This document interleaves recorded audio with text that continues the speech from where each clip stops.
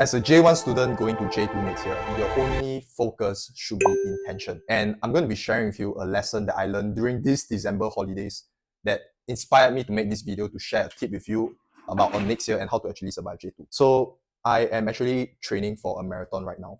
In fact, I just came back from a morning run. And one of the things that throughout my whole life, I did not expect was to run a marathon. Let me tell you why. Because growing up, I was a very chubby boy and cardio was not my forte.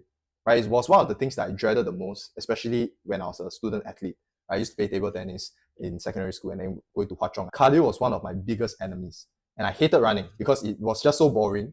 It felt like you were doing nothing, but doing a lot of things at the same time and feeling so breathless all the time. My relationship with running was really, really bad. But then this year, I told myself, why can so many people run marathons and why can so many people do such amazing feats with their cardiovascular activities while I can't? There's inherently no difference between me and those other people. So the only difference is actually the mindset. I set out on a journey this year to do a lot more physical activities that I did not expect myself to do.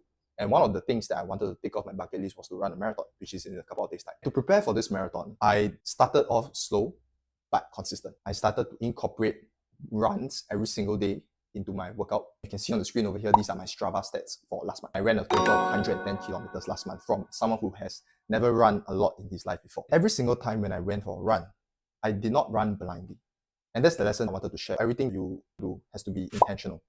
So I know that for a marathon, I have to have different kinds of runs. I didn't just go down and then I run 5 kilometers every single day. I had short runs, which were faster.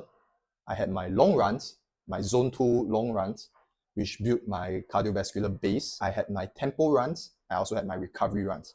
Every single run or every single piece of effort that I put into my marathon training journey was intentional, right? It wasn't just do and see what happens, right? I wanted every single action to bring me towards my goals. And that is why I can comfortably run 15, 20 kilometers without stopping, no problem, right? And even up until 42 kilometers for a marathon, no problem.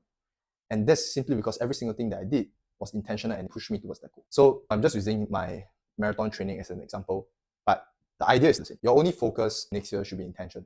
Every single piece of worksheet, every class, every consultation, every tuition class that you attend, you have to know very, very clearly how this is aligned with your overall goal of A-levels, right? You need to remind yourself that every action you take has to be intentional and you need to be able to verbalize how this actually pushes you towards your main goal. And that's the lesson that I wanted to share with you today before next year so that you get into the right headspace before next year starts. All right, and with that said, all the best. Enjoy your last few weeks of holiday. I look forward to seeing you next year.